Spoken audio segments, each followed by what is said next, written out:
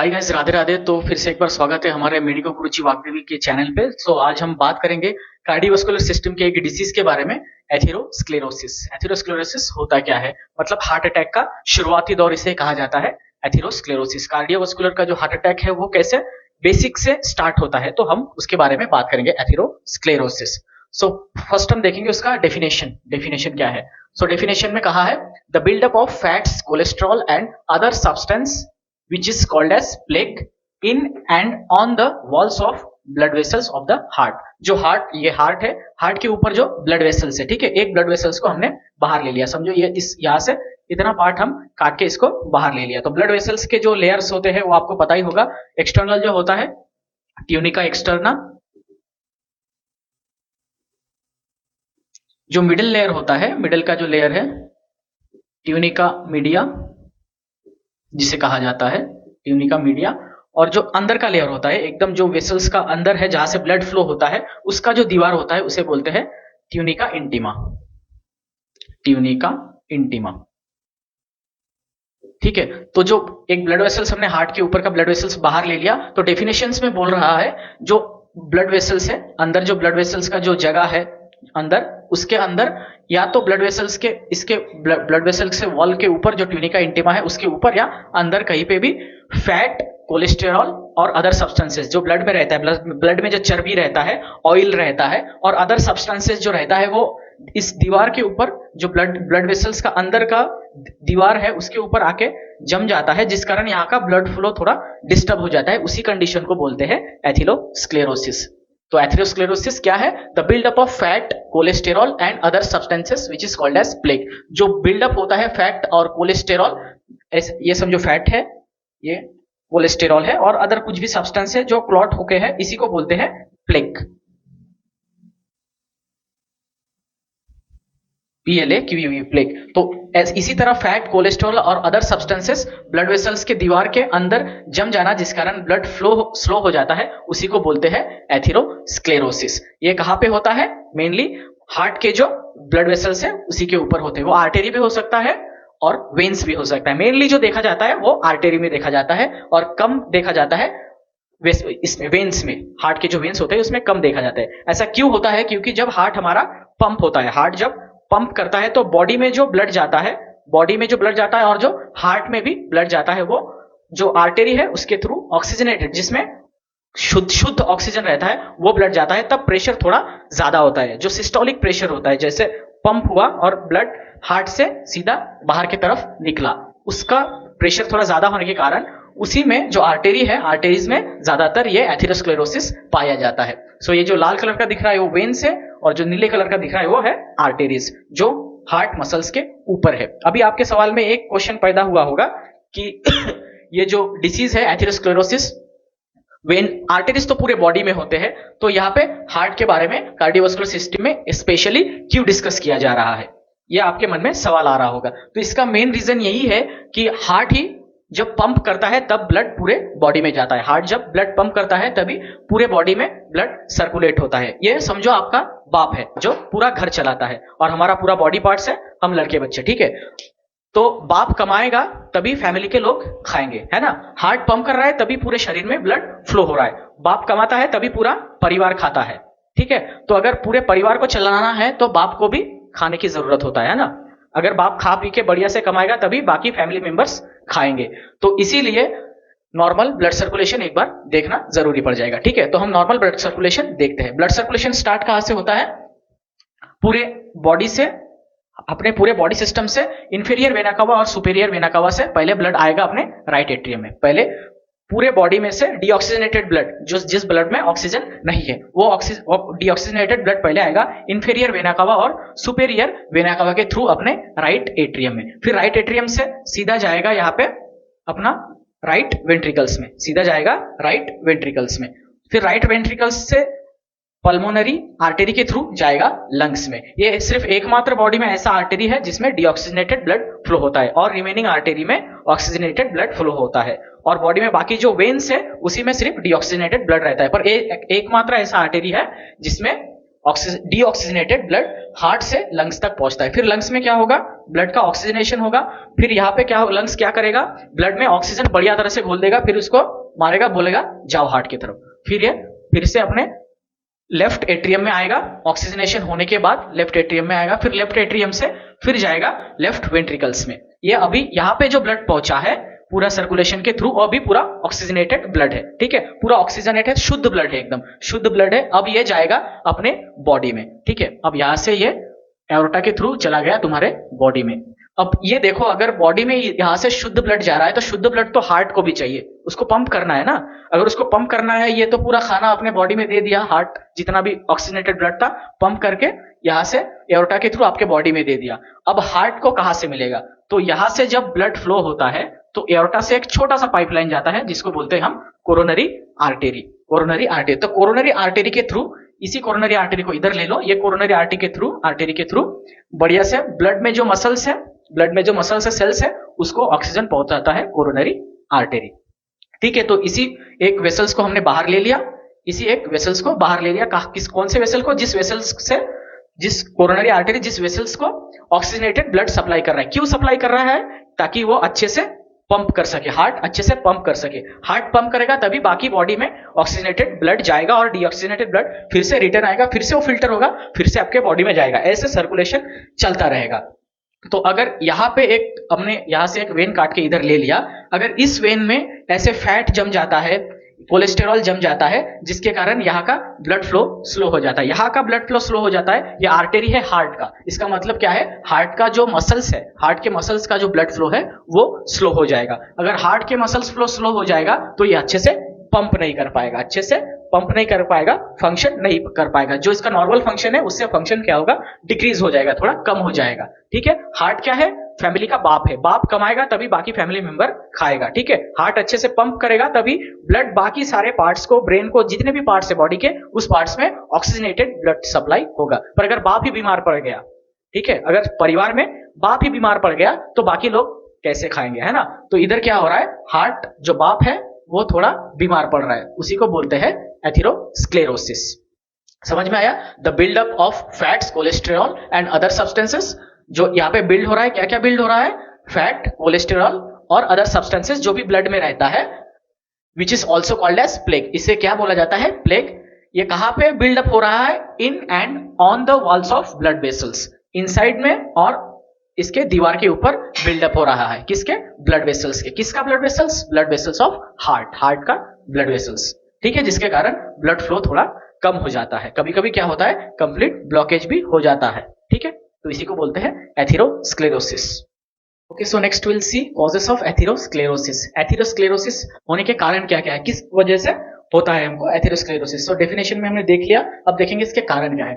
तो कारण में दो चीजें, एक है मॉडिफाइडेबल, एक है अनमॉडिफाइडेबल, ठीक है। ऐसे दो कारण होते हैं इसके एथेरोस्क्लेरोसिस के, जो एक कारण आप खुद ही बनाते हो, ठीक है, ये कारण आप खुद ही क्रिएट करते हो, तो उसको आप ठीक कर सकते हो, तो उसको बोलते हैं मॉडिफाइडेबल। और एक है अनमॉडिफाइडेबल, वो आपके मर्जी से नहीं होता है, वो आपके लाइफस्टाइल चेंजिंग की वजह से, आपकी उम्र के हिसाब से वो तरह तरह की चीजें आपके शरीर में पैदा हो जाते हैं, जिसके कारण एथेरोस्क्लेरोसिस होते हैं। तो फर्स्ट हम देखेंगे मॉडिफाइडेबल, जो आप ठीक कर सकते हो, मतलब आप अगर चाहो तो वो बदलाव अपने अंदर ला सकते हो। तो उसमें पहला आ गया स्मोकिंग। हर फिक्र को धुआं में उड़ा दिए, ठीक है। आजकल के बच्चे ज्यादा एकदम हर जिक्र को उड़ा देते हैं, ठीक है, स्मोकिंग करते हैं, वो चरस हो गया, गांजा हो गया, सिगरेट हो गया, सब कुछ हो गया, ठीक है। तो एक कहावत है ना, मैं मर्द टांगे वाला, मैं मर्द टांगे वाला, दुश्मन क्या मारेगा मुझे मेरा दोस्त ऊपर वाला। तो आजकल के लड़के ऐसे हैं, मैं मर्द टांगे वाला, मैं सिगरेट पीने वाला, मैं दारू पीने वाला, दुश्मन क्या मारेगा मुझे, मैं कुछ दिनों में खुद ही मरने वाला, ऐसा सिचुएशन आ गया है, ठीक है। तो ये सब करना नहीं है, स्मोकिंग, उसके बाद चिविंग, तंबाकू, टोबैको, जो भी है, जो विमल पान मसाला, दाने दाने में केसर का दम, तो वो सब नहीं खाना है। उसके वजह से एथेरोस्क्लेरोसिस, कार्डियोवास्कुलर सिस्टम का जो डिसीजेस है वो जनरेट हो सकता है, ठीक है। उसके बाद ओबेसिटी, मोटापन, ज्यादातर किसमें देखा जाता है, मेहरारू, जो आदमी सरकारी नौकरी करता है उसकी बीवी खा खा के मोटा जाती है ना, ऐसा पेट फैल जाता है पूरा एकदम। हंसो मत, सच बात है। ज्यादातर जो सरकारी नौकरी वाला, वो तो पहले जब शादी करेगा तो वो लड़की एकदम खूबसूरत अनारकली जैसी, वही देखो फिर सरकारी नौकरी वाला तो कमा रहा है, बीवी घर बैठ के खाते ही जा रहा है, खाते जाए से फैल जाएगा 4-5 दिन में, 4-5 महीने में ऐसे फैल जाता है, तो वो ओबेसिटी। ऐसे अगर आलसी रहोगे ओबेसिटी आ जाएगा, मोटापा आ जाएगा, उसकी वजह से एथेरोस्क्लेरोसिस हो जाता है। ठीक है। उसके बाद फिजिकली इनएक्टिविटी और फिजिकल इनएक्टिविटी। ठीक है। अब आलसी है, सरकारी नौकरी वाले की बीवी, कोई काम नहीं कर रहा है, फैल के सो रहा है, खा रहा है, टीवी देख रहा है, ये जी सुन रहे हो हमको ये खाना है, ये जी सुन रहे हो हमको वो खाना है, प्यार बुलाते भी प्यार से, ये जी सुन रहे हो, अबे गधे सुन रहा है। और बंगाली में भी बोलते हैं ओगो सुनचो, ओ रे गोरू सुनचो। ठीक है, ये सब बुलाते हैं। ठीक है, तो उसका ज्यादा प्यार, एकदम ज्यादा प्यार में रखोगे, बीवी मोटा जाएगी, एकदम फैल जाएगी, तो फिजिकली आलसी हो जाते हैं ना आजकल के लोग, ज्यादातर काम नहीं करते, एकदम खाते पीते सोते रहते हैं, उन लोगों में भी एथेरोस्क्लेरोसिस हो जाता है। ठीक है। इसके बाद है एनवायरमेंटल पोल्यूटेंट्स। ठीक है, एनवायरमेंटल पोल्यूटेंट्स है, अगर किसी भी एक इन्वायरमेंट पे आप रह रहे हो, फैक्ट्री के साइड में आपका घर है, रूम है, तो उधर क्या रहेगा, पोल्यूटेंट्स ज्यादा रहेंगे।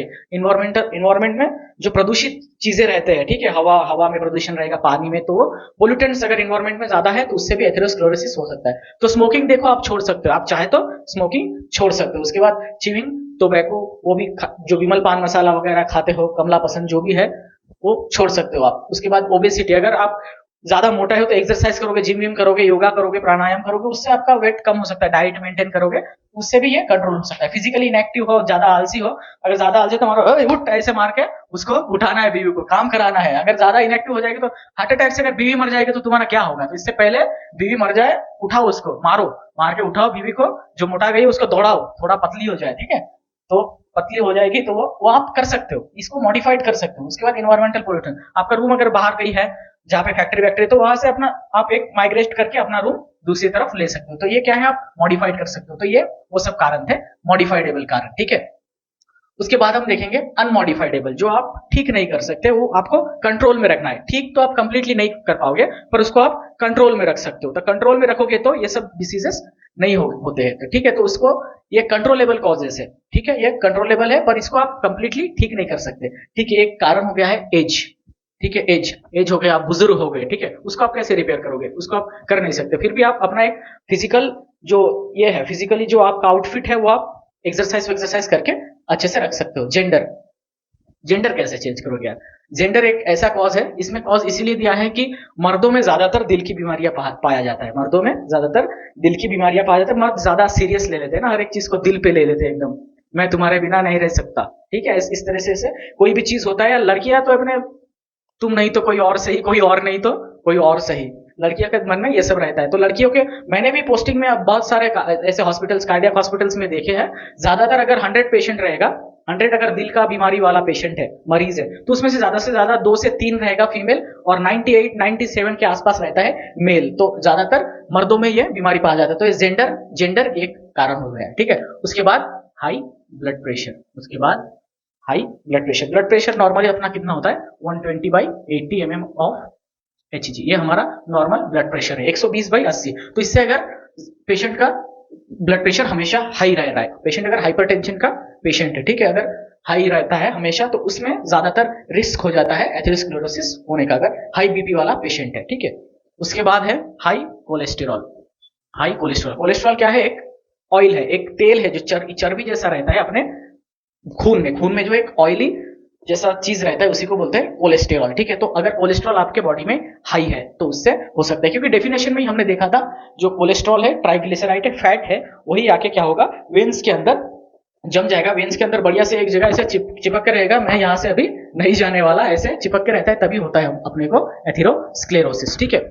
उसके बाद हाई ट्राइग्लिसराइड, ये भी एक फैट है, लिपिड है, वो अगर आपके ब्लड में हाई हो जाता है तब आपको हो जाता है एथेरोस्क्लेरोसिस। उसके बाद डायबिटीज मेलिटस, शुगर, जिसको शुगर है, गांव में ज्यादातर लोगों को अभी हो रहा है शुगर की बीमारी, जो डेली मेडिसिन से लेते हैं शुगर कम करने के लिए, वो डायबिटीज भी एक कारण हो सकता है एथेरोस्क्लेरोसिस का। उसके बाद disease such as arthritis and psoriasis. Arthritis क्या है, बोन का इन्फेक्शन और इन्फ्लेमेशन हो जाता है ज्यादातर जॉइंट्स में। सोरियासिस क्या है, एक स्किन डिसऑर्डर है, जिसमें ये भी ऑटोइम्यून है, ये भी ऑटोइम्यून है, दोनों में अपना इम्यून सिस्टम अपनी बॉडी के अंदर फाइट करने लगता है। देखो कहीं से भी अगर बैक्टीरिया अपने बॉडी में आए तब अपना इम्यून सिस्टम एक्टिव होता है जनरली। कोई foreign particle, bacteria, virus, Covid virus जो कुछ दिन पहले आया था, अगर समझो अंदर जा रहा है तभी अपना बॉडी इम्यून सिस्टम रिस्पॉन्स करता है। पर ऐसे डिसीजेस में क्या होता है, कुछ आ ही नहीं रहा है अंदर, कुछ आ ही नहीं रहा है, फिर भी बॉडी रिएक्ट करता है, ठीक है, फिर भी बॉडी, कुछ कारण नहीं है फिर भी बॉडी रिएक्ट कर रहा है। जैसे ज्यादातर पापा लोगों में देखे जाते हैं, लड़का गलती नहीं भी किया फिर भी ऐसे बोला कि बेटा इधर आओ, डायरेक्ट थप से मार देता है, ठीक है। तो ऐसे से ऑटो इम्यून है, कुछ रीजन नहीं है फिर भी बॉडी रिएक्ट कर रहा है। तो ऐसे बीमारियों की वजह से भी एथेरोस्क्लेरोसिस होता है। Arthritis, infection and inflammation of bone and joints. उसके बाद सोरियासिस क्या होता है, ग्रोथ ऑफ एक्स्ट्रा टिश्यू और स्किन भी बोल सकते हैं, जो बाहर फुंसी की तरह निकल जाते हैं, उसी को बोलते हैं सोरियासिस। तो देखिए ये कारण है, इस कारण हमको एथेरोस्क्लेरोसिस हो सकता है। कॉजेस के बाद हम देखेंगे पैथोफिजियोलॉजी, मतलब एक्चुअली एथेरोस्क्लेरोसिस होता कैसे, वो अंदर प्रोड्यूस कैसे होता है, जनरेट कैसे होता है। हमने डेफिनेशन में देखा, उसका मतलब क्या है, एथेरोस्क्लेरोसिस अंदर फैट एक्यूमुलेशन होता है, फैट डिपॉजिट होता है इसके ब्लड वेसल्स के अंदर, ठीक है। तो पैथोफिजियोलॉजी जानने से पहले हम जानेंगे कि एक जो हमने ये ब्लड वेसल लिया है, ठीक है, ब्लड वेसल्स के लेयर कौन कौन से होते हैं, उसके परत कितने होते हैं, ठीक है। तो एकदम जो अंदर का परत होता है, ये ब्लड वेसल्स है, हमने एक ब्लड वेसल्स बना लिया है। तो ब्लड वेसल्स के यहाँ से ब्लड फ्लो होता है, ये ब्लड जाता है, जब हार्ट कॉन्ट्रैक्ट होता है तब ब्लड जाता है, जब हार्ट रिलैक्स होता है तब ब्लड फिर से रिटर्न आता है, ठीक है, हार्ट की तरफ रिटर्न आता है। तो इसके ब्लड वेसल्स के लेयर्स कितने होते हैं, टोटल 4 लेयर होते हैं, ठीक है। एकदम अंदर वाला जो लेयर होता है, जो एकदम जाली की तरह रहता है, जैसे हम चाय छाछते हैं ना, चाय छाछने की जाली जैसे होते हैं, वो जाली के जैसा जो लेयर होता है अंदर का लेयर, उसको बोलते हैं एंडोथेलियम। उसको क्या बोलते हैं, एंडोथेलियम। फिर उसके ऊपर का लेयर होता है ट्यूनिका इंटीमा। एंडोथेलियल के ऊपर का लेयर होता है ट्यूनिका इंटीमा। फिर उसका ऊपर का लेयर होता है ट्यूनिका मीडिया। फिर उसके ऊपर का लेयर होता है ट्यूनिका एक्सटर्ना, ठीक है। तो ये सारे 4 लेयर है, ठीक है। तो अब हम पैथोफिजियोलॉजी स्टार्ट कैसे होता है, कैसे ये डिसीज जनरेट होता है, वो हम पढ़ेंगे। पहले देखें इटियोलॉजिकल फैक्टर, जो भी कारण है, जितने भी हमने कारण देखे, ओबेसिटी देखा है, जो कुछ भी कारण हमने देखा है, वो कारण की वजह से एंडोथेलियल डिसफंक्शन हो जाएगा। पहले क्या होगा, एंडोथेलियल डिसफंक्शन होगा, किसका, ब्लड वेसल्स के अंदर जो एंडोथेलियम है, ये एंडोथेलियम इसका डिसफंक्शन हो जाएगा, मतलब ये काम नहीं करेगा। तो इसका काम क्या है, इसका काम यही है, जब ब्लड इधर से जाता है और जब रिटर्न आता है, तो जब जाता है हार्ट से, जब ब्लड जा रहा है, उसका मतलब ये बढ़िया से एकदम शुद्ध है, ऑक्सीजनेटेड है ये ब्लड। और ब्लड के अंदर जो न्यूट्रिएंट्स होते हैं, वो ऑक्सीजन और न्यूट्रिएंट्स एक क्या कर लेते हैं, अपने अंदर लेता है, जनरली अपने अंदर ले लेता है। जो ब्लड में ऑक्सीजन है, न्यूट्रिएंट्स है, सब अपने अंदर खींच लेता है। तो एंडोथेलियल डिसफंक्शन हो रहा है, मतलब इसका फंक्शन नहीं हो रहा है, ये काम नहीं कर रहा है। तो जो अंदर ये अपना अंदर चूस लेता है, जो खींच लेता है, वो अंदर के तरफ इधर ट्यूनिका इंटीमा में, ट्यूनिका मीडिया में दे नहीं पाएगा, ये अंदर के आसपास के सेल्स को दे नहीं पाएगा, क्योंकि एंडोथेलियल का डिसफंक्शन हो चुका है। तो इसमें क्या होगा, अगर यहां से अंदर की तरफ नहीं जा रहा है, तो इसके ऊपर आके लटक जाएगा, इसके ऊपर आके लटक जाएगा। वो फैट हो सकता है, कुछ भी हो सकता है, जो ब्लड के कंटेंट्स है वो हो सकता है, फैट है, लिपिड्स है, और जो भी चीजें हैं, ठीक है। तो एंडोथेलियल डिसफंक्शन के कारण क्या हो गया, expression of adhesion molecules in the endothelium. Blood में जो भी मॉलिक्यूल्स है, वो एंडोथेलियम के ऊपर एडेशन हो गया। एडेशन हो गया मतलब जुड़ गया, उसके अंदर जाके जुड़ गया, ठीक है। अब देखो जुड़ने के बाद क्या हो रहा है, इन्फ्लक्स ऑफ लिपिड्स, इन्फ्लक्स मतलब अंदर घुस जाना। जो इसके एंडोथेलियम के ऊपर आके बैठा था, वो अभी क्या कहा जाएगा, अंदर की तरफ जाएगा, अंदर की तरफ जाएगा। क्या जाएगा, लिपिड्स, जो ऊपर आके बैठ गया था। Influx of lipids and macrophages. Macrophages का मतलब क्या होता है, आपका इम्यून जो रिस्पॉन्स करता है, आपका इम्यून जो रिस्पॉन्स करता है। अब देखो बॉडी के अंदर कोई भी वायरस अगर घुस रहा है, तो अपना इम्यून सिस्टम ऑटोमेटिकली रिएक्ट करता है। तो यहां से जो अपना प्लेग अंदर की तरफ गया, कहा गया, अंदर की तरफ, in the intima and media space. ये ट्यूनिका इंटीमा है, ये ट्यूनिका इंटीमा है, ये ट्यूनिका मीडिया है। तो इसके अंदर जाके पहुंच गया, ठीक है, प्लेग अभी इसके आके अंदर जाके पहुंच गया। तो क्या हुआ, मैक्रोफेगस हुआ। मैक्रोफेगस मतलब ये अपना जो इम्यून सेल्स है, इसको बढ़िया से ऐसे घेर लेगा, इसको बढ़िया से घेर लेगा। क्यों घेर लेगा, क्योंकि ये अभी ब्लड वेसल्स के लेयर के अंदर घुस रहा है। लेयर के अंदर घुसने के कारण अपना बॉडी का जो इम्यून सेल्स है, वो इसको बढ़िया से घेर लिया है, क्योंकि ये फॉरेन पार्टिकल अंदर घुस गया है, ठीक है।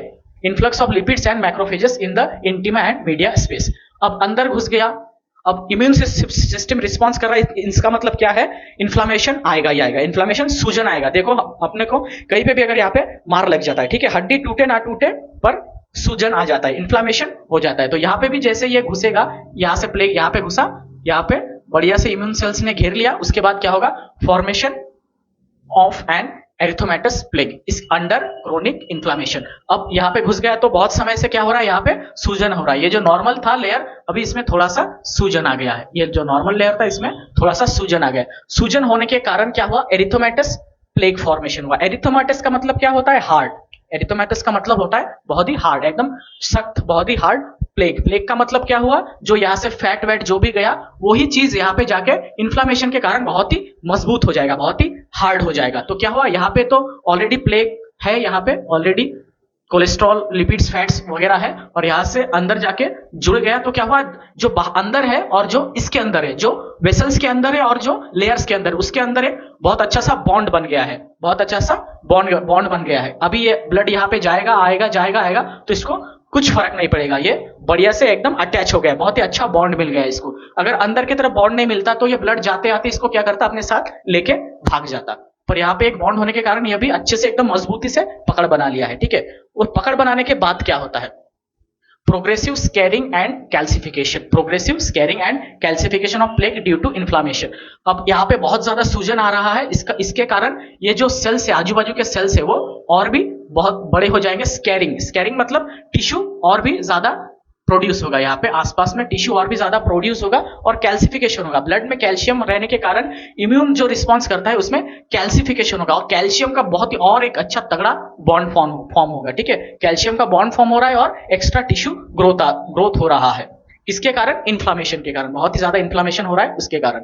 अब देखो यहाँ पे बढ़िया से सेट हो गया, कैल्सिफिकेशन हो गया, स्कैरिंग हो गया, ये एकदम सेट हो गया है। तो यहाँ से जा रहा है ब्लड, जा रहा है, आ रहा है, जा रहा है, आ रहा है, उसके कारण क्या होगा, vulnerable plaque fracture, vulnerable plaque fracture. ये तो अंदर जो घुस गया है लेयर के अंदर, वो तो बहुत मजबूत हो गया है, ठीक है। जो लेयर के अंदर घुस गया है वो बहुत ही अच्छे से एकदम ऐसे जकड़ के पकड़ लिया, जैसे बॉयफ्रेंड गर्लफ्रेंड को पकड़ता है ना, वैसे एकदम ऐसे झप्पी देके पकड़ लिया है अंदर। पर जो बाहर है वो थोड़ा कमजोर है, तो वल्नरेबल प्लेक फ्रैक्चर। वल्नरेबल का मतलब क्या होता है, थोड़ा कमजोर है। कमजोर कहां पे है, जो अंदर ब्लड वेसल्स के अंदर है, वो थोड़ा कमजोर हो गया है। तो उसका क्या होगा, ब्लड जब जा रहा है, आ रहा है, जा रहा है, आ रहा है, एक जगह से जाना आना करते करते इसका क्या होगा, थोड़ा सा फ्रैक्चर हो जाएगा। ये जो बना था अपना प्लेक वेसल्स के अंदर, उसका थोड़ा फ्रैक्चर हो जाएगा, वो थोड़ा फटने लगेगा। अब देखो, जब फटने लगा है तब यहां से ब्लड निकलेगा, ये जो फट गया है तो आसपास से थोड़ा बहुत खून निकलेगा, आसपास से थोड़ा बहुत खून निकलेगा। खून निकलने के कारण clot formation in the artery lumen. Lumen का मतलब क्या होता है, जो ये अंदर का स्पेस है, जो ये ब्लड वेसल्स का अंदर का स्पेस है, उसको क्या बोलते हैं, लुमेन। तो clot formation in the artery lumen, इसके अंदर ये फट गया है, इसीलिए ब्लड निकलेगा, जिसके कारण यहाँ पे क्लॉट फॉर्मेशन हो जाएगा, एक बढ़िया सा क्लॉट फॉर्मेशन हो जाएगा, ठीक है। किसके कारण हो गया क्लॉट फॉर्मेशन, क्योंकि यहाँ पे फ्रैक्चर हो गया, इसीलिए अपना जो प्लेटलेट है उसके वजह से एक्सटेंसिव पाथवे एक्टिवेशन होने के कारण यहाँ पे बढ़िया से क्लॉट फॉर्म हो गया है। अंदर क्या है, प्लेग है, उसके ऊपर क्लॉट फॉर्म हुआ है, किसके कारण, फ्रैक्चर हुआ है इसके कारण, और अंदर बढ़िया से मजबूती से एक पकड़ बना लिया। इसके लिए अभी जब ब्लड इधर से जाएगा आएगा तो इसका कुछ बिगाड़ नहीं सकता, ऑलरेडी ये बढ़िया से अच्छे से बॉन्ड फॉर्म किया है। तो इसी कंडीशन को क्या बोलते हैं, एथेरोस्क्लेरोसिस, ठीक है। क्लॉट फॉर्मेशन के बाद डायरेक्ट यहाँ पे एथेरोस्क्लेरोसिस फॉर्मेशन हो गया है। तो इसके बाद साइंस एंड सिम्टम्स दिखने स्टार्ट हो जाएंगे। इसके बाद हम डिस्कस करेंगे साइंस एंड सिम्टम्स, एथेरोस्क्लेरोसिस के लक्षण क्या है, जो होने के बाद क्या क्या सिम्टम्स देखने को मिलते हैं। First one is angina. Angina मतलब चेस्ट पेन होना। चेस्ट पेन कौन से साइड में होगा, जिस साइड में हार्ट है। हार्ट कौन सा साइड में है, लेफ्ट साइड में, तो लेफ्ट साइड में बहुत ज्यादा चेस्ट पेन होगा। ये जानना भी जरूरी है कि हार्ट कौन से साइड में है। मैंने एक बार एक स्टूडेंट से पूछा हार्ट कौन से साइड में है, तो मुझे जवाब दिया, सर डिपेंड करता है लड़की किधर से आ रहा है। अगर लड़की राइट साइड से आ रहा है तो हार्ट इधर है, लड़की इधर से आ रहा है तो हार्ट इधर है।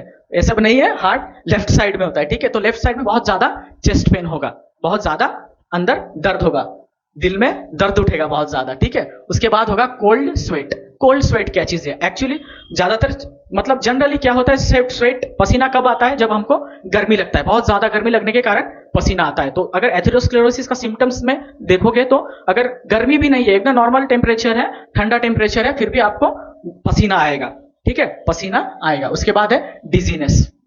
डिजीनेस मतलब चक्कर जैसा फील होगा, ऐसा लगेगा कि आजू बाजू के पूरा दुनिया ऐसे गर गर गर गर गर गर घूम रहा है, ठीक है, पूरा ऐसा घूमेगा। उसके बाद एक्सट्रीम टायर्डनेस, बहुत ज्यादा थकान महसूस होगा, बहुत ज्यादा जवान होके भी ऐसा लगेगा कि बूढ़े हो गए, बुढ़ापे में जैसे थकान ज्यादा देखने को मिलता है, ठीक है, वो थकान आएगा। उसके बाद हार्ट पाल्पिटेशन।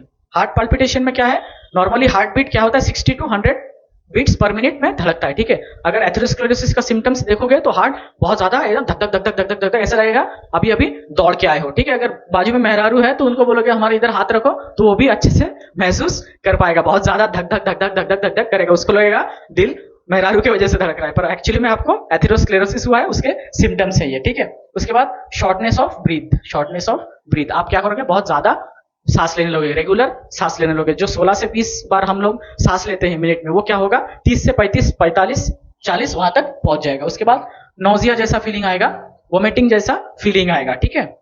उसके बाद है वीकनेस, बहुत ज्यादा कमजोर पड़ जाओगे। बाद है lower back pain, lower back pain पीछे का साइड जो कमर है, कमर के आसपास दर्द महसूस होगा आपको। उसके बाद कोल्ड हैंड्स एंड फीट्स, जो आपके हाथ है पैर है वो पूरा ठंडा पड़ जाएगा, एकदम अचानक से ठंडा पड़ जाएगा। तो ये था science and symptoms of atherosclerosis. Okay, तो नेक्स्ट हम देखेंगे डायग्नोस्टिक इवेल्युएशन। कौन से टेस्ट है जिसके जरिए आप कंफर्म कर सकते हो कि पेशेंट को एथेरोस्क्लेरोसिस है या नहीं। तो पहला है ईसीजी, इलेक्ट्रोकार्डियोग्राम। ये नॉर्मल चीज है ईसीजी, बहुत सारे लोगों ने देखे भी होंगे, जिसमें कि हार्ट बीट्स के ऐसे वेव्स दिखते हैं, ठीक है, वेव्स दिखते हैं। तो ईसीजी करके देखते हैं कि वेव्स सही से ढंग से ठीक से रेगुलरली चल रहा है कि नहीं, वो देखते हैं। उसके बाद lipid profile test, lipid profile test में क्या होता है, आपका एक ब्लड टेस्ट होता है, आपका ब्रैकियल वेन्स से इधर से ब्लड लेके उसमें देखते हैं लिपिड्स ज्यादा है कि नहीं। अगर ज्यादा है तो आपको रिस्क ज्यादा है, जितने भी लिपिड्स है, फैट्स है, कोलेस्ट्रॉल, ट्राइग्लिसराइड, वो अगर हाई है तो एथेरोस्क्लेरोसिस होने के चांसेस ज्यादा है। उसके बाद तीसरा टेस्ट है high sensitivity to C reactive protein. Okay, hyper sensitivity to C reactive protein test, ये एक टेस्ट है जिसमें आपके ब्लड में जो सी रिएक्टिव प्रोटीन है वो ज्यादा सेंसिटिव, हाई सेंसिटिव है कि नहीं, ज्यादा सेंसिटिविटी रिएक्शन दिखा रहा है कि नहीं, वो टेस्ट करता है। अगर हाई दिखा रहा है तो उसका मतलब एथेरोस्क्लेरोसिस हुआ है, ठीक है। उसके बाद कोरोनरी एंजियोग्राफी, कोरोनरी एंजियोग्राफी क्या है, आपके जो हार्ट से वेन्स और आर्टरीज निकलते हैं, कोरोनरी वेन्स और आर्टरी निकलते हैं, उसके यहां से नीचे से जहां पे आपका पेट और पैर का जॉइंट है, वहां से एक छोटा सा ऐसा कट लगा के, इंसिजन लगा के इसके अंदर से एक डाई डाल देता है, एक कलर डाल देता है आपके बॉडी के अंदर, ठीक है, वेन्स के अंदर। अगर वेन्स के अंदर डाल दिया तो वो ऐसे सर्कुलेशन के थ्रू घूमते घूमते हार्ट वार्ट में सब जगह जितने भी सर्कुलेशन हो रहा है वो क्लियरली दिखता है, उन लोगों को क्लियरली डिस्प्ले में दिखता है, मशीन्स के डिस्प्ले में दिखता है। तो ब्लड सर्कुलेशन प्रॉपर तरीके से हो रहा है कि नहीं, वो इसमें कोरोनरी एंजियोग्राफी में देखते हैं, ठीक है। उसके बाद कैरोटाइड अल्ट्रासोनोग्राफी, आपका जो कैरोटाइड आर्टरी है यहाँ पे गर्दन के पास, ये मुंह और ये गर्दन के यहाँ पे जो कैरोटाइड आर्टरी है उसका अल्ट्रासोनोग्राफी करके भी कंफर्म कर सकते हैं। उसके बाद है ankle brachial index. Ankle brachial index क्या है, हम ज्यादातर बीपी ब्लड प्रेशर कहाँ पे चेक करते हैं, यहाँ पे हाथ पे। तो ब्लड प्रेशर नॉर्मल कितना होता है, 120/80 mm ऑफ Hg, ठीक है। तो हम अगर टेस्ट कर रहे हैं हाथ में और पैरों में, एंकल में और हाथों में, दोनों जगह 120/80 रहना चाहिए। हाथ में अगर नॉर्मल है और अगर पैर में, एंकल में अगर ज्यादा है ब्लड प्रेशर तो ये एथेरोस्क्लेरोसिस है, ऐसा कंफर्म कर सकते हैं, ठीक है। उसको बोलते हैं एंकल ब्रैकियल इंडेक्स। एक तो हाथ में चेक करेंगे और पैर में चेक करेंगे, करके दोनों को कंपेयर करते हैं कितना कम ज्यादा है, ठीक है। उसके बाद चेस्ट एक्सरे, नॉर्मल हार्ट का चेस्ट एक्सरे होगा, ठीक है। इसके बाद इकोकार्डियोग्राम, इकोकार्डियोग्राम क्या है, कार्डियक अल्ट्रासोनोग्राफी, आपका हार्ट का अल्ट्रासोनोग्राफी होगा, जैसे पेट का सोनोग्राफी होता है same as it is heart का सोनोग्राफी होगा, हार्ट का कंडीशन देखा जाएगा। तो ये सारे टेस्ट आप एथेरोस्क्लेरोसिस के लिए कर सकते हो, ये है डायग्नोस्टिक इवैल्यूएशन, ठीक है। तो हम नेक्स्ट देखेंगे मैनेजमेंट देखेंगे। मैनेजमेंट में क्या क्या रहता है, एथेरोस्क्लेरोसिस होने के बाद अगर पेशेंट एथेरोस्क्लेरोसिस से सफर कर रहा है तो पेशेंट को किस तरीके का ट्रीटमेंट दिया जाता है, केयर दिया जाता है। तो मैनेजमेंट में 3 चीजें रहते हैं, nursing management, medical management, surgical management, ठीक है। तो हम एक एक देखेंगे। पहले देखेंगे नर्सिंग मैनेजमेंट। आप अगर नर्स है, नर्स के हिसाब से आपको क्या क्या केयर पेशेंट को देना है। तो पहला है assess the patient for pain, patient को दर्द हो रहा है कि नहीं वो देखना है। पेन स्केल के जरिए, एक पेन स्केल रहता है, वो फेशियल एक्सप्रेशन के जरिए देखना है कि माइल्ड है, मॉडरेट है, सीवियर है और ज्यादा सीवियर है, वो पेशेंट का दर्द कितना है वो देखना है। उसके बाद monitor vital science of the patient, patient का वाइटल साइन देखना है। वाइटल साइन में आगे आपका पल्स, टेम्परेचर, ब्लड प्रेशर और आप पेन भी देख सकते हो और रेस्पिरेशन, ये सब चीजें वाइटल साइन में आपको देखना है। SpO2 ऑक्सीजन सैचुरेशन कितना है पेशेंट का वो भी देखना है, वो सब चीजें पेशेंट का मॉनिटर करते रहना है, ठीक है। उसके बाद मेंटेन वेंटिलेशन, आप जिस वार्ड में पेशेंट को एडमिट कर दिए हो, ठीक है, उस वार्ड में लाइट या हवा, वातावरण कैसा है, एनवायरमेंट कैसा है, एक अच्छा सा एनवायरमेंट देना है। ऐसा नहीं कि पूरा क्लोज कर दिए, पेशेंट को अंदर डाल दिए, हवा आते जाते देना है, वो वेंटिलेशन बढ़िया से मेंटेन करना है, ज्यादा साउंड भी नहीं चाहिए, सब कुछ मेंटेन रहना चाहिए, ठीक है। उसके बाद use comfortable position to the patient, patient को एक अच्छा सा एकदम लाइंग पोजीशन देना है, ज्यादा ऐसा चेस्ट ऊपर भी नहीं करके रखना है, नीचे भी नहीं करके रखना है। पेशेंट को सीने में दर्द हुआ तो ऐसा नहीं कि आप पेशेंट को उल्टा करके सुला दिया, ऐसे नहीं कर सकते, पेशेंट को बढ़िया सा एक लाइंग पोजीशन देना है, सुला के रखना है स्ट्रेट, ठीक है। उसके बाद motivate the patient to help to understand the nature of the atherosclerosis, its prognosis and ways to control disease progression, ठीक है। एथेरोस्क्लेरोसिस क्या है, इसके कारण आगे जाके क्या हो सकता है, ठीक है। एथेरोस्क्लेरोसिस अगर पेशेंट को है तो आगे जाके पेशेंट को हार्ट अटैक हो सकता है, ठीक है। तो उस हार्ट अटैक को और एथेरोस्क्लेरोसिस को आप कैसे कंट्रोल कर सकते हो, ये एक नर्स के हिसाब से आपको पेशेंट को समझाना है कि ये करना है, ये नहीं करना है। घबराने की कोई जरूरत नहीं है, नॉर्मल चीज है, ये मेडिसिन के साथ हम ठीक कर सकते हैं, ये आप बिल्कुल ठीक हो जाओगे। तो पेशेंट क्या होगा, थोड़ा मोटिवेट हो जाएगा, पेशेंट को कॉन्फिडेंट करना है। ये ऐसा नहीं कि पेशेंट को जाके बोलना बेटा तुमको हो गया अभी एथेरोस्क्लेरोसिस, अब होगा तुमको मायोकार्डियल इन्फेक्शन और बेटा तुम चले एकदम खुदा हाफिज हो जाओगे। तो ऐसे डराना नहीं है पेशेंट को, ठीक है। पेशेंट आपके पास ठीक होने आया है तो पेशेंट को मोटिवेट करते रहना है, ठीक है। कई लोग ऐसे रहते हैं पेशेंट को पहले ही डरा देते, उस डर से ही मर जाता है। गांव में देखो अगर किसी को हार्ट अटैक आ गया तो पास में ये क्या हुआ, ऐसे रोते रोते उसको थपड़िया के मार देगा, उसका पूछेगा नहीं क्या हो रहा है, कोई ऐसे थपड़ा के उसको वैसे ही मार देता है। गाँव में ज्यादातर देखा जाता है ऐसे, ठीक है। उसके बाद administered drugs as prescribe by the doctor, doctor ने जो ड्रग प्रिस्क्राइब किया है वो देखे पेशेंट को, वो दवा पेशेंट को देना है, ठीक है। उसके बाद एडवाइस सूटेबल डाइट, उसके बाद खाना क्या क्या खाना है, क्या क्या नहीं खाना है, ये रेस्ट्रिक्शन क्या क्या है, ज्यादा फैट वाला खाना, ऑयल वाला खाना नहीं खाना है, जो इजीली डाइजेस्टेबल फूड है वो खाना है, बढ़िया सा फ्लूइड डाइट लेना है, ये सब पेशेंट को आप एडवाइस करना है एज ए नर्स। तो ये हो गया अपना नर्सिंग मैनेजमेंट।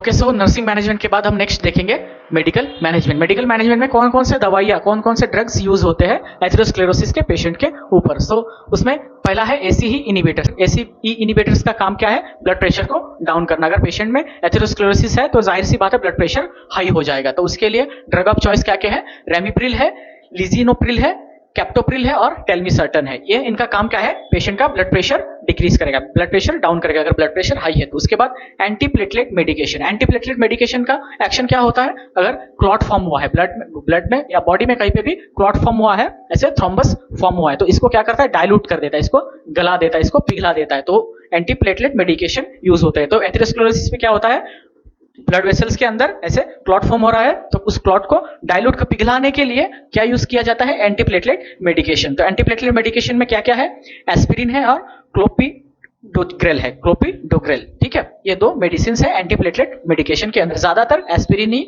यूज होता है, ज्यादातर एस्पिरिन ही यूज किया जाता है। उसके बाद बीटा ब्लॉकर्स, इसमें भी ब्लड प्रेशर डाउन करना है और बीटा ब्लॉकर्स भी ब्लड प्रेशर डाउन करता है, पर ड्रग ऑफ चॉइस होता है। किसी किसी पेशेंट को ऐसे ही इनिबिटर से क्या होता है, एलर्जी हो जाता है, इसीलिए उस पेशेंट में या तो बीटा ब्लॉकर्स यूज होता है या तो कैल्शियम चैनल ब्लॉकर यूज होता है। तीनों ही मेडिसिन का काम क्या है, ब्लड प्रेशर डाउन करना। तीनों ही मेडिसिन का एक्शन क्या है, ब्लड प्रेशर डाउन करना। तो बीटा ब्लॉकर्स में क्या है, एटिनोलॉल है, प्रोपेनोलॉल है, टिमोलॉल है, ठीक है। ये तीनों मेडिसिन है। और उसके बाद कैल्शियम चैनल ब्लॉकर्स है, ये भी ब्लड प्रेशर डाउन करेगा पेशेंट का।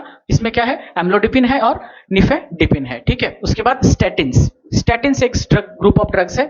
ये किस लिए यूज होता है, ये ज्यादातर ट्राइग्लिसराइड और कोलेस्ट्रॉल जो बॉडी में हाई होके है, ट्राइग्लिसराइड और कोलेस्ट्रॉल जो बॉडी में हाई होके है उसको डिक्रीज करने के लिए स्टैटिन्स ग्रुप के ड्रग्स को यूज किया जाता है। उसमें क्या है, एट्रोवेस्टेटिन और रोजोवेस्टेटिन, ये दो ड्रग यूज होता है। क्योंकि जब ट्राइग्लिसराइड कोलेस्ट्रॉल ज्यादा हाई होगा तभी वही फैट और ट्राइग्लिसराइड जाके यहाँ पे जाके डिपॉजिट होगा, तो जिसके कारण एथेरोस्क्लेरोसिस होने के चांसेस है, तो इसको पहले से ही यूज कर देते हैं। उसके बाद डायूरेटिक्स, यह ड्रग ऑफ चॉइस है पेशेंट के कंडीशन के ऊपर। डायूरेटिक्स भी यूज होता है। डायूरेटिक्स का एक्शन क्या है, आपका जो यूरिन आउटपुट है, जो पेशाब है, अगर वो कम हो रहा है, इस तरीके के डिसीज में देखा जाता है कि पेशाब की मात्रा कम हो जाता है, तो पेशाब की मात्रा बढ़ाने के लिए डायूरेटिक्स यूज किया जाता है। उसमें क्या है, फ्रूसेमाइड, इसका ब्रांड नेम क्या है, लैसिक्स, आपको पता होगा लैसिक्स, आपने कहीं ना कहीं देखे होंगे मेडिकेशन। तो ये सारे ड्रग्स है जो एथेरोस्क्लेरोसिस के पेशेंट के ऊपर यूज किया जाता है। ओके, सो लास्ट वन, जो लास्ट है देखेंगे मैनेजमेंट में, सर्जिकल मैनेजमेंट। ओके, तो सर्जिकली कैसे एथेरोस्क्लेरोसिस को रिपेयर किया जा सकता है, मेडिकली अगर नहीं किया, अगर मेडिसिन दिया भी पेशेंट को फिर भी मेडिसिन के द्वारा पेशेंट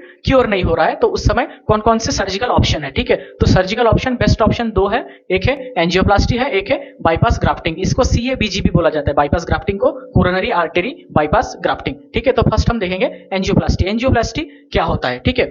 तो एंजियोप्लास्टी ऐसा चीज होता है, अगर समझो आपके यहाँ पे आर्टरी ब्लॉक हो गया है, यहाँ पे आर्टरी ब्लॉक हो गया है, सॉरी ब्लॉक नहीं, एथेरोस्क्लेरोसिस हुआ है, ठीक है। तो एथेरोस्क्लेरोसिस में क्या है, वेन के अंदर प्लेक फॉर्म डिपॉजिट हो जाता है, वेन के अंदर प्लेक डिपॉजिट हो जाता है, फैट कोलेस्ट्रॉल जो भी है वो सब डिपॉजिट हो जाएगा। तो इसको एक तार के जरिए सर्जिकली यहाँ पे एक डिवाइस डाला जाता है, ऐसे बलून जैसा रहेगा और उसके ऊपर एक नेट का जाली रहेगा, तो इसके अंदर डालने के बाद इस बलून को फुलाया जाएगा। तो समझो ये बलून है, इसके ऊपर जाली है, ठीक है। तो अगर बलून फुलाएंगे तो जाली क्या होगा, ऐसे डायलेट हो जाएगा, जाली ऐसे डायलेट हो जाएगा। तो डायलेट होने के कारण अगर यहाँ पे एथेरोस्क्लेरोसिस है, अगर वो जाली बलून के ऊपर जो जाली है वो अगर डायलेट हो गया तो क्या होगा, ये जो एथेरोस्क्लेरोसिस फॉर्म हुआ है वो पूरे वेन के साथ दब जाएगा। तब दबने के बाद ये बलून क्या करेगा, वो लोग वायर के जरिए बलून बाहर निकालेगा, जो अंदर बलून है ये बाहर निकालेगा। तो एथेरोस्क्लेरोसिस दब जाएगा तो क्या होगा, ब्लड फ्लो नॉर्मल हो जाएगा, ब्लड फ्लो नॉर्मल हो जाएगा। उसी को बोलते हैं एंजियोप्लास्टी।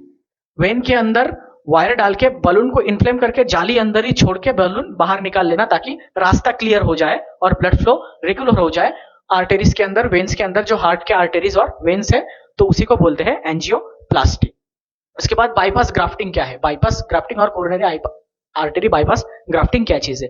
बाईपास का मतलब आप जनरली समझते हो, ये मेन रोड है, अगर यहाँ पे जाके यहाँ पे पुलिस खड़ा है, आरटीओ खड़ा है, आपके पास हेलमेट नहीं है, आप इधर से जा रहे हो, तो आप क्या करोगे, एक छोटा मोटा रोड लेके इधर पहुंच जाओगे, एक छोटा मोटा जो बाईपास रोड होता है आप इधर पहुंच जाओगे। सेम एज इट इज, अगर यहाँ पे आपको एथेरोस्क्लेरोसिस है, ठीक है, एथेरोस्क्लेरोसिस है, ब्लड यहाँ से यहाँ तक आना है, ठीक है, तो यहाँ पे अगर एथेरोस्क्लेरोसिस है तो सर्जिकली रिपेयर करके यहाँ पे और एक आर्टिफिशियल आर्टरी बना, आर्टरी या वेन, अगर आर्टरी में है तो आर्टरी बना दिया जाएगा, अगर वेन में है तो आर्टिफिशियल वेन बना दिया जाएगा, जिसके थ्रू इधर ना जाके इधर डायरेक्ट कनेक्शन काट देके इधर से यहाँ से बढ़िया से एक बाईपास रूट बना दिया जाएगा, जिसके जरिए ब्लड फ्लो होगा। तो इस तरीके से आप surgically coronary artery bypass grafting से भी आप एथेरोस्क्लेरोसिस ठीक कर सकते हो। ये दो सर्जिकल ऑप्शन है, एंजियोप्लास्टी और बाईपास ग्राफ्टिंग, ठीक है। तो आशा करते हैं सबको सब चीज अच्छे से समझ में आया होगा, एथेरोस्क्लेरोसिस क्या है और एथेरोस्क्लेरोसिस के बाद क्या होता है, प्लेग जो फॉर्म होगा उसके बाद जो मायोकार्डियल इंफेक्शन, जिसको हार्ट अटैक भी कहा जाता है, उसको हम नेक्स्ट क्लास में पढ़ेंगे। धन्यवाद।